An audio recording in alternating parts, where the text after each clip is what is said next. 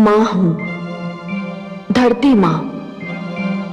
तपस्या का अर्थ है किसी उद्देश्य के लिए कष्ट सहना। तपस्या निज कल्याण का साधन है। तपस्या ईश्वर से स्वयं को जोड़ने का एक ढंग है। तपस्या जीवन और मन को स्वच्छ और पवित्र रखने की क्रिया है।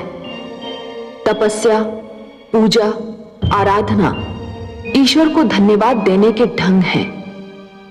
परंतु यदि तपस्या का उद्देश्य किसी का विनाश चाहना हो, तब का लक्ष्य यह हो कि स्वयं को लाभ हो ना हो पर दूसरे की हानि अवश्य हो, तो फिर तपस्या पर भी और उसके उद्देश्य पर भी प्रश्न चिन्ह लग जाता है। एक की तपस्या दूसरे का दुख बन जाए तो यह तपस्या का अपमान है।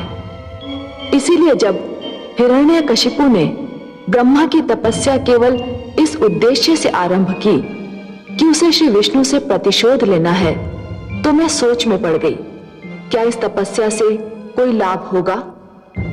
परंतु अब जब हिरण्यकशिपु ने यह तपस्या आरंभ ही कर दी है, तो देखना यह है कि उसका तप क्या रंग लाता है। ओम ब्रह्मदेवाय नमः। ओम प्रजापतये नमः। ओम ब्रह्मदेवाय नमः। ओम प्रजापतये नमः। ओम ब्रह्मदेवाय नमः। ओम प्रजापतये नमः। ओम ब्रह्मदेवाय नमः। ओम प्रजापतये नमः।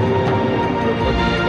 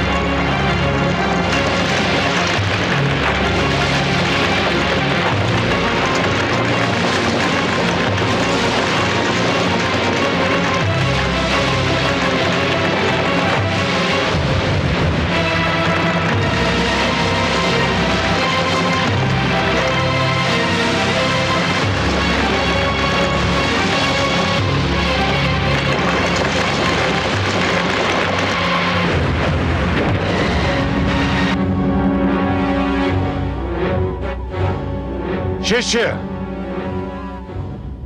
आज्ञा गुरुदेव। यज्ञशाला में अग्नि प्रज्वलित करो। जो आज्ञा गुरुदेव।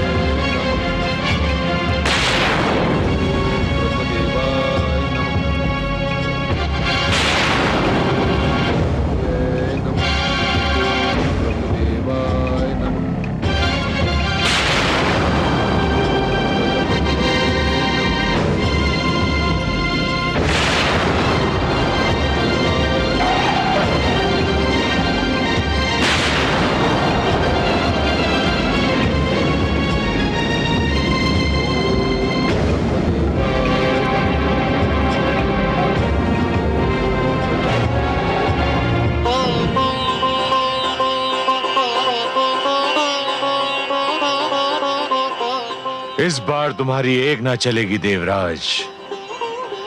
मेरी शक्ति मेरे शिष्य की हर पल रक्षा करती रहेगी। तुम उसकी तपस्या कदापि भंग नहीं कर सकते, कदापि नहीं। कोई शक्ति कयाधु और उसके पुत्र की रक्षा कर रही है। अब तो एक ही उपाय रह गया है। हिरण्यकशिपु बच गया, पर उसका परिवार नहीं बचेगा।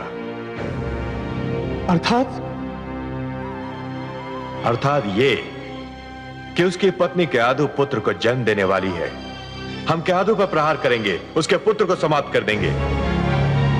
ये समाचार सुनते ही हिरण्यकशिपु को अपनी तपस्या भंग करनी पड़ेगी।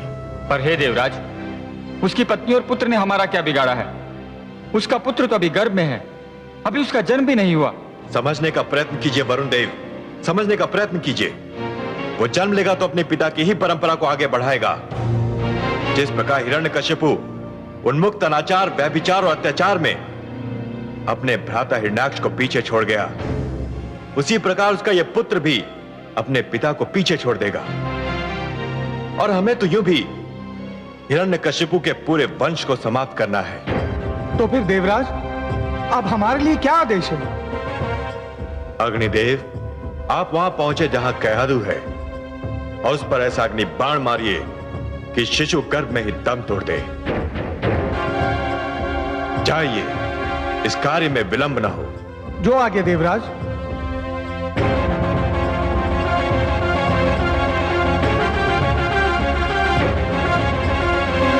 हे कमल नयन, ये तो बड़ा अनर्थ हो रहा है। माना कि असुर हिरण्यकशिपु मानसिक संतुलन खो बैठा है। उसने मानव लोक में आतंक फैला रखा है, परंतु इसके उत्तर में किसी बालक से जन्म लेने का अधिकार ही छीन लेना, किसी माता के गर्भ को छलनी कर देना तो घोर अन्याय है, अत्याचार है, नृशंसता है। मैं आपसे सर्वथा सहमत हूं महादेवी। अत्याचार का उत्तर अत्याचार से देना बिल्कुल वैसा ही है जैसे अग्नि को अग्नि से बुझाने का प्रयास करना। अत्याचार का दंड अवश्य देना चाहिए, पर केवल अत्याचारी को, पापी को, उसके परिवार के सदस्यों को नहीं। और ऐसे सदस्य को तो कदापि नहीं जिसने अभी जन्म ही न लिया हो, जिसे अपने पिता के पाप का ज्ञान ही न हो। हे कमल नयन, मेरी समझ में नहीं आ रहा कि मैं क्या करूं। एक और कयाधु की कोख में पलते बालक को लेकर मैं चिंतित हूं, तो दूसरी ओर निर्दोष मानवों पर हो रहे अत्याचार को देखकर मैं व्याकुल हूं। मैं आपका दुख समझता हूं महादेवी। यदि ऐसी स्थिति बन जाए कि दो परस्पर विरोधी गुटों की लड़ाई में दोनों ही पक्षों के केवल निर्दोष और असहाय तत्व ही अत्याचार और आतंक के लक्ष्य बन जाएं, तो हर उदार मन तड़प उठता है। फिर आपके पास तो मां का हृदय है। हिरण्यकशिपु और देवराज दोनों ही अनुचित कार्य कर रहे हैं और उन्हें एक साथ केवल आप ही रोक सकते हैं। देवराज उस मां के गर्भ में पल रहे बालक को कुछ भी क्षति नहीं पहुंचा पाएंगे, मैं आपको यह वचन देता हूं। और हिरण्यकशिपु का आतंक, उसे आप नहीं रोकेंगे? उसने तो मानवों का श्वास लेना भी दुर्लभ कर रखा है। हे महादेवी, जिस प्रकार दीपक जिस अंधकार को मिटाता है, वो अंधकार उसी के नीचे जा छुपता है, उसी प्रकार कभी कभी सत्य को असत्य के नीचे और पुण्य को पाप के नीचे ही शरण मिलती है। एक पापी सत्य को संसार से मिटाने की धुन में यह भूल जाता है कि सत्य तो वहां भी पल सकता है जहां कभी उसने सोचा ही न था। कदाचित उसके अपने घर में। मैं समझी नहीं सर्वेश्वर। असुर राज हिरण्यकशिपु ने मेरा नाम लेने वालों को समाप्त करने का प्रण किया है। उसका दंड यह है महादेवी कि मेरा सबसे बड़ा नाम लेवा उसी के घर में जन्म लेगा, उसके अभिमान को स्वयं उसका रक्त ललकारेगा। आप तो बस देखती जाइए महादेवी, उसी के बालक के रूप में एक ऐसी कहानी जन्म लेने वाली है जिसे संसार कदापि नहीं भूल पाएगा। महादेवी, जिस प्रकार विष ही विष का अंत भी करता है, उसी प्रकार असुरों के आतंक का अंत असुर पुत्र ही करेगा। उस बालक की कयाधु के गर्भ में रक्षा और हिरण्यकशिपु के आतंक का अंत दोनों ही मेरे हाथों में है, और यह दोनों कार्य मैं करूंगा। आप तो रहस्यों के रहस्य हैं, भेदों के भेद। पर अब मुझे संतोष हो गया है कि आप मेरी सारी चिंताएं अवश्य दूर कर देंगे।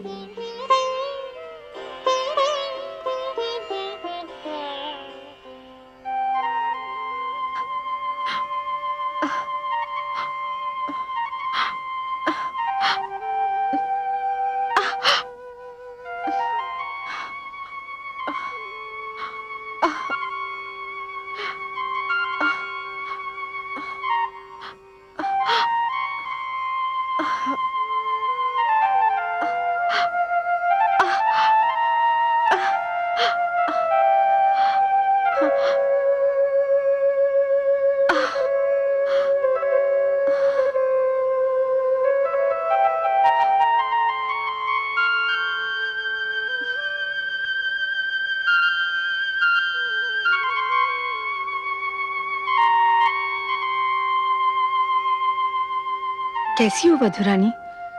मेरा मन बहुत घबरा रहा है माते। इन दिनों में बहुधा ऐसा ही होता है। मां बनने वाली हर स्त्री यही चाहती है कि ऐसे समय में उसका पति उसके पास हो, उसके साथ हो। परंतु माता, क्या असुर राज का मुझे इस अवस्था में छोड़कर जाना इतना आवश्यक था? क्या वे कुछ समय रुक नहीं सकते थे? इच्छा तो मेरी भी यही थी कि इस समय हिरण्यकशिपु तुम्हारे पास होता, परंतु होनी को कौन रोक सकता है वधुरानी? पुत्र हिरण्याक्ष के वध के शोक ने पुत्र हिरण्यकशिपु की कुछ और सोचने समझने की शक्ति को समाप्त कर दिया है। परंतु तुम चिंतित क्यों होती हो? तुम अकेली नहीं हो, मैं हूं ना तुम्हारे साथ। तुम्हें भयभीत होने की कोई आवश्यकता नहीं। तुम पर कोई विपदा नहीं आ सकती। माते, न जाने क्या होने वाला है। मुझे बहुत ही भय लग रहा है। धीरज रखो वधुरानी, अब तुम विश्राम करो।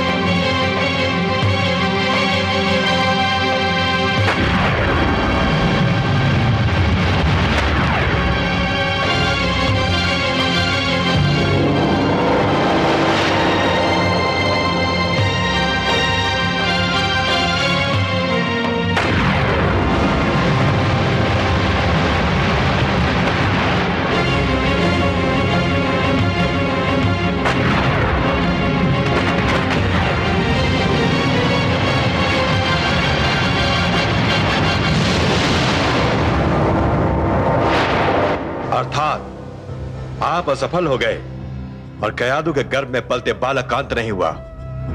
यह तो बड़ा शुभ समाचार है। हाँ देवराज, अब तो लगता है कि वो बालक जन्म लेकर ही रहेगा। नहीं नहीं अग्निदेव, भाग्यवश हिरण्यकशिपु की तपस्या अभी समाप्त नहीं हुई है। इससे पहले कि वो अपना तप समाप्त करे, हम असुरलोक पर आक्रमण कर देंगे और उस पर अधिकार कर लेंगे। तत्पश्चात कयादू को बंदी बना लेंगे। आइए मेरे साथ।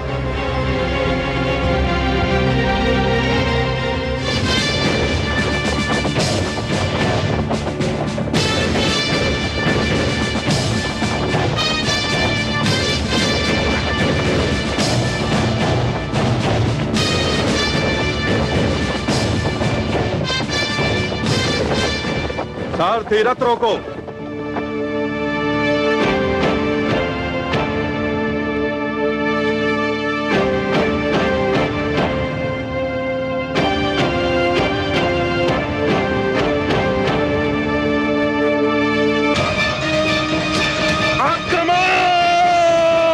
आक्रमण करो।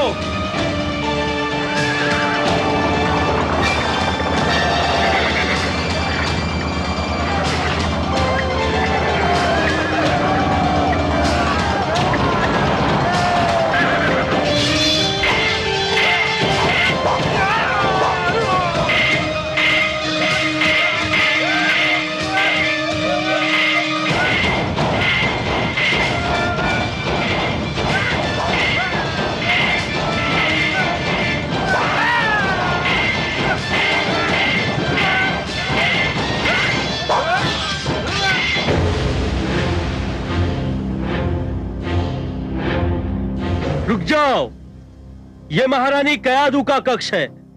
बिना आज्ञा यहां कोई भी प्रवेश नहीं कर सकता।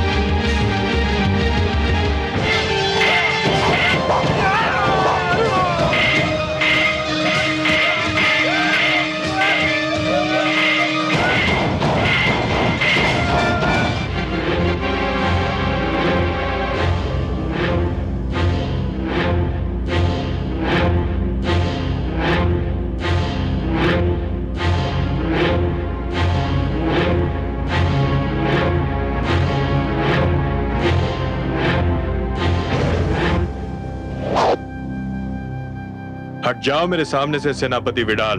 नहीं देवराज, मेरे जीवित रहते आप महारानी कयादू के कक्ष में प्रवेश नहीं कर सकते। प्रवेश तो मैं करूंगा। अब यदि इसके लिए तुम्हारा जीवित न रहना आवश्यक है तो फिर ऐसा ही होगा। परंतु मेरा परामर्श मानो तो आत्महत्या मत करो। मुझे अंदर जाने दो। मैंने अपने महाराज हिरण्यकशिपु को वचन दिया है कि अपनी अंतिम सांस तक महारानी की रक्षा करूंगा, और वचन मैं निभाना भी जानता हूं।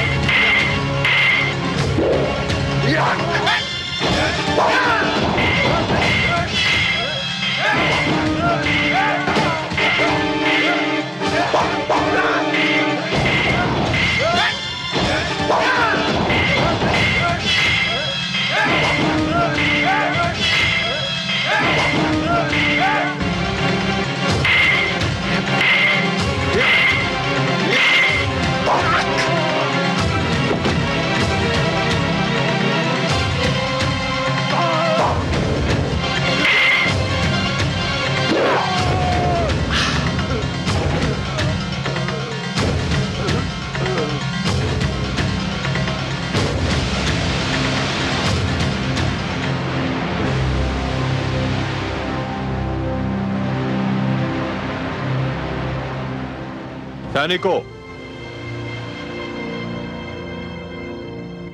संपूर्ण असुरलोक को पूरी तरह तहस नहस कर दो, कुछ भी बचने न पाए। मैं महारानी कयाधु के कक्ष की ओर जा रहा हूं। ध्यान पूर्वक मेरे आदेश का विलंब पालन हो। जाओ।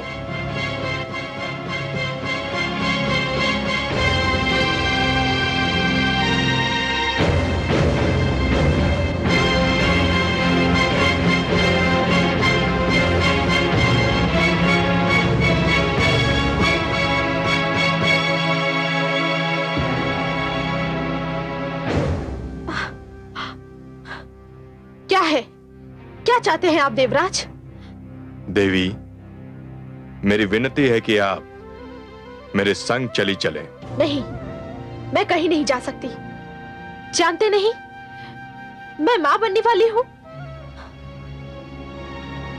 जानता हूं देवी, इसीलिए तो कह रहा हूं कि आपको मेरे साथ देवलोक चलना होगा। नहीं, मैं अपने पति का घर छोड़कर नहीं जाऊंगी। मुझे मेरी स्थिति पर छोड़ दीजिए। देवी, मैं नहीं चाहता कि बल का प्रयोग करूं। आप मेरा अपहरण करेंगे देवराज? एक ऐसी नारी का अपहरण जिसके गर्भ में संतान पल रही है? यदि आप मेरी विनती को यही नाम देना चाहें तो मुझे कोई आपत्ति नहीं,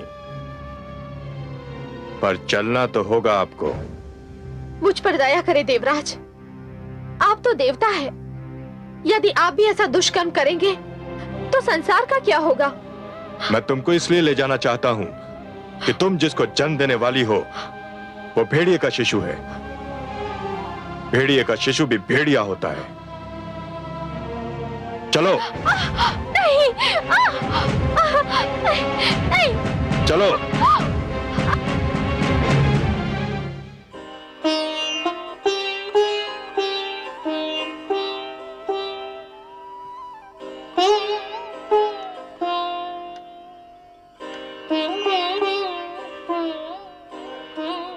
मैं आपका दुख समझ रहा हूं प्रिय। मुझे देवराज से ये आशा न थी। एक अबला से ये व्यवहार, और अबला भी वो जो मां बनने वाली है। मैं स्वयं भी बहुत दुखी हूं प्रिय, बहुत दुखी। नारी का अपहरण, फिर चाहे कोई भी कारण क्यों ना हो, कोई भी स्थिति क्यों ना हो, फिर चाहे कोई नीति या कूटनीति का अंश ही क्यों ना हो, परंतु एक महान पाप है, एक अक्षम्य अपराध है। और यदि ये पाप या अपराध देवगण ही करने लगे तब तो फिर अंधेर है। देवता मानव के आदर्श है, और यदि देवता ही दुराचार करने लगे तो मानव किसका अनुसरण करेगा? कयाधु को बचाइए देवेश्वर, कयाधु को बचाइए। नहीं, चलो। नहीं, नहीं, नहीं। आओ, आओ मेरे साथ। नहीं। आओ मेरे साथ। नारायण नारायण। क्षमा करें देवराज, मैं कदाचित अनुचित समय पर आ गया। आप ये जो महान कार्य कर रहे हैं इसमें संभवतः मैंने बाधा डाल दी, मुझे इसका खेद है। आप व्यंग कर रहे हैं देवर्षि। मुझ में इतना साहस कहां देवराज कि मैं आप जैसे महान व्यक्तित्व पर व्यंग करूं। आप देवताओं के राजा हैं, सबको चरित्रवान बनने, सत्य मार्ग पर चलने के उपाय बताते हैं। आप पर तो वही व्यक्ति व्यंग कर सकता है जिसे अपने प्राणों की चिंता न हो। पर मैं क्या पूछ सकता हूं देवराज कि ये आप क्या कर रहे हैं और क्यों कर रहे हैं? इस नारी के गर्भ में एक पुत्र पल रहा है, यह मां बनने वाली है। यह कोई नया समाचार नहीं है देवराज। हर स्त्री विवाह के उपरांत कभी शीघ्र कभी देरी से मां तो बनती ही है। जानता हूं देवर्षि, पर इसके गर्भ में हिरण्यकशिपु जैसे अत्याचारी का पुत्र है।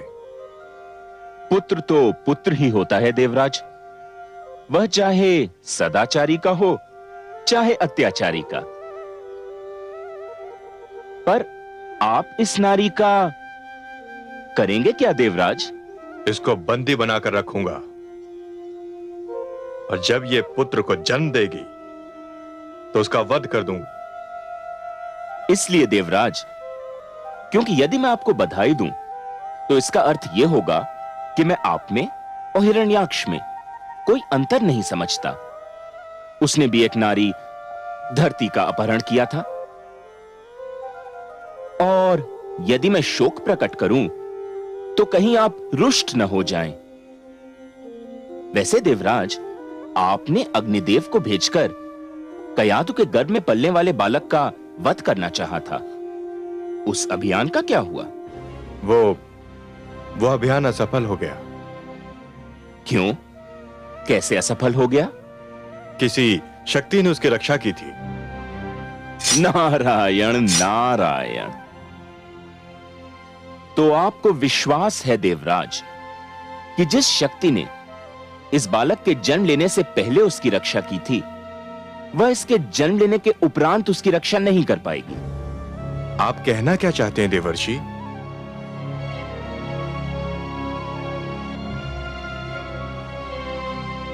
कुछ नहीं, इतना ही कि जिस शक्ति ने अब तक इस बालक की रक्षा की, उस शक्ति का अवश्य कोई उद्देश्य रहा होगा।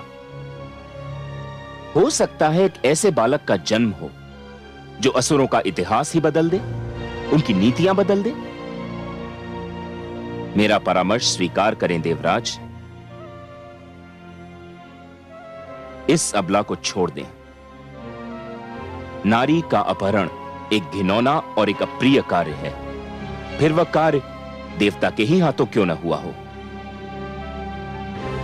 आप जिनको प्रसन्न करने के लिए यह कार्य कर रहे हैं, उन्हें कोई प्रसन्नता नहीं होगी। छोड़ दीजिए इस अबला को।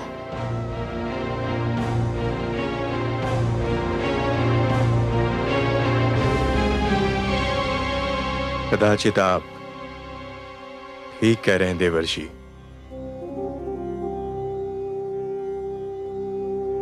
क्रोध की भावना मुझसे एक अनुचित कार्य करवा रही थी।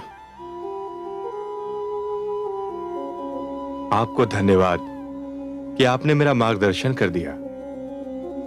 सत्य है कि आप महानतम मार्गदर्शक हैं। देवी, मैं आपसे क्षमा मांगता हूं। जाइए, अब आप मुक्त हैं। पर मैं कहां जाऊं देवराज? आपने तो समस्त असुर लोक को तहस नहस कर दिया है। आप इसकी चिंता ना करें देवी। मेरी कुटिया किस दिन काम आएगी। वहां राजभवन जैसा सुख तो नहीं, पर आपकी रक्षा मेरा उत्तरदायित्व होगा।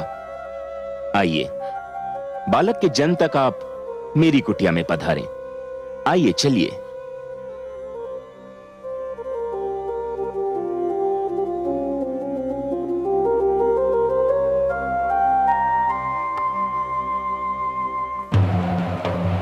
ओम ब्रह्मदेवाय नमः।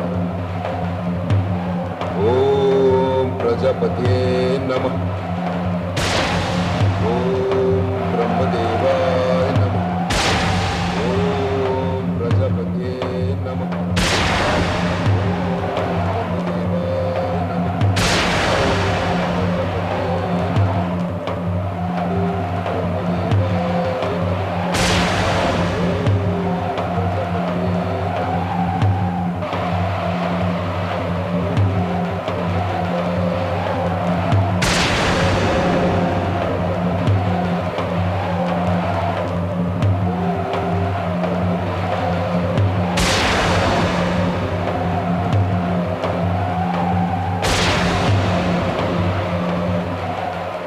हिरण्यकशिपु मुझे पुकार रहा है। मैं क्या करूं?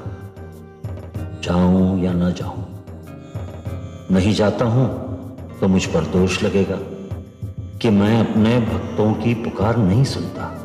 चाहूं तो वो जाने मुझसे क्या वरदान मांगे। मैं भली भांति जानता हूं वो मुझसे जो भी मांगेगा उसका प्रयोग देवताओं के विरुद्ध ही करेगा, पर मैं उसकी अनसुनी भी तो नहीं कर सकता।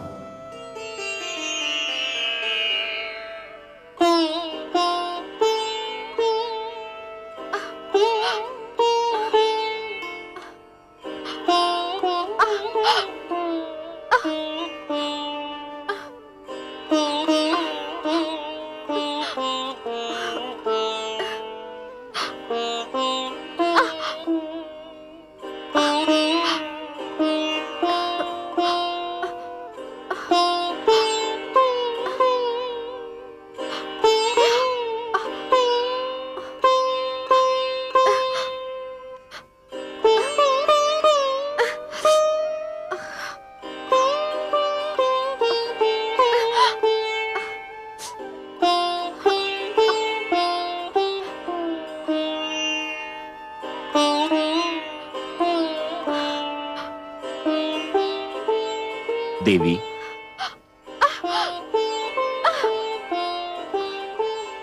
देवी ये दूध पी लें और कुछ फल ग्रहण कर लें। नहीं देवर्षि, मेरा मन कुछ भी खाने पीने को नहीं कर रहा है। देवी, मैं जानता हूं कि आप जिस अवस्था में हैं, उस अवस्था में हर स्त्री यही चाहती है कि वो अपने घर पर हो, अपनों के साथ हो। पर आप मेरी इस कुटिया को अपना ही घर समझें और मुझे भी अपना ही समझिए। ये दूध पी लीजिए। धन्यवाद देवर्षि, आपने मुझे बचाकर और मुझे यहाँ लाकर मुझ पर जो उपकार किया है उसे मैं कभी नहीं भुला पाऊंगी। परंतु वास्तव में मुझे भूख नहीं लग रही है। मैं जानता हूं देवी, आप जिस अवस्था में हैं उसमें बहुता भूख मर जाती है, किंतु गर्भवती स्त्री को अपने स्वास्थ्य का ध्यान रखना चाहिए। इस अवस्था में आहार केवल स्त्री के लिए नहीं होता है, ये आहार उसके गर्भ में पल रहे शिशु के लिए भी होता है। ये उन दोनों को शक्ति देता है, बल देता है। लीजिए देवी, पहले आप ये दूध पी लें और फिर फल ग्रहण कर लें।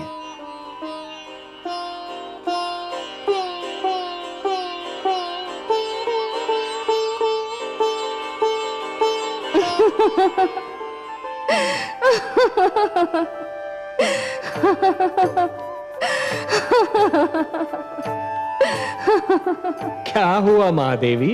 हे कमल नयन, हमारे देवर्षि तो कयाधु को ऐसे समझा रहे हैं और उसकी इस प्रकार सेवा कर रहे हैं जैसे कि वो बहुत ही अनुभवी और जानकार व्यक्ति हो। विराजिए, महादेवी देवर्षि जो कर रहे हैं उसका संबंध अनुभव और ज्ञान से नहीं है, प्रेम और सहानुभूति की भावना से है। कोई भी यदि जीवन से प्रेम करने लगे, मन में प्राणियों के प्रति सहानुभूति की भावना रखे, तो प्रकृति आप ही सब कुछ सिखा देती है, सब कुछ समझा देती है। यदि मन में एक दूसरे के प्रति प्रेम, सद्भावना और सहानुभूति जागे, तो ज्ञान का मार्ग खुल जाता है। प्रेम के 2.5 अक्षर परंतु ज्ञान के सबसे महान भंडार हैं। मुझे ये आश्चर्य हो रहा है कि देवर्षि ये सब जानते हैं कि गर्भावस्था नारी के जीवन की वो अवस्था है जिसमें उसे सदैव अच्छा बोलना चाहिए, अच्छा सोचना चाहिए, अच्छा आहार ग्रहण करना चाहिए और अच्छी वस्तुओं का ध्यान करना चाहिए। इस अवस्था में ये सब बातें नितांत आवश्यक है। ये तो वो जानते ही हैं, पर कुछ और भी जानते हैं। और क्या जानते हैं देवर्षि? देवर्षि ये जानते हैं कि गर्भावस्था में नारी के गर्भ में पल रहा शिशु जीवित और सचेत होता है। माता जो देखती है, जो सुनती है, शिशु उससे अवगत रहता है, प्रभावित होता है। तभी तो देवर्षि उसे सुंदर सुंदर बातें कह रहे हैं। देखिए ना महादेवी, देवर्षि उसे क्या कह रहे हैं। मैंने बालक ध्रुव को समझाने की बहुत चेष्टा करी, किंतु वह भी नारायण के दर्शन का हठ करता रहा और वह दर्शन करके ही माना। आप तो बड़ी मनमोहक बातें करते हैं देवर्षि। देवी, माता लक्ष्मी भी यही कहती हैं कि मैं बड़ा बातूनी हूं, किंतु आपसे अपनी सबसे मनमोहक बात तो मैंने अभी तक नहीं कही। सुनिएगा। अवश्य सुनूंगी। आपकी तो एक एक बात मेरे कानों से होकर मेरे मन में उतर जाती है। क्या है आपकी सबसे मनमोहक बात? देवी, अपनी बात जो मुझे सबसे मनमोहक, सबसे प्रिय और सबसे सुंदर लगती है, वो हैं बस ये 4 शब्द। ओम नमो भगवते वासुदेवाय। ओम नमो भगवते वासुदेवाय। ओम ओम नमो भगवते वासुदेवाय। ओम नमो भगवते वासुदेवाय। ओम नमो भगवते वासुदेवाय। ओम नमो भगवते वासुदेवाय। विष्णु नाम ले गर्भ में कितनी ऊंची बात, होनहार विरवान के होत चीकने पात। हे माता तू धन्य है और धन्य संतान, आएगा संसार में कोई व्यक्ति महान, कोई व्यक्ति महान।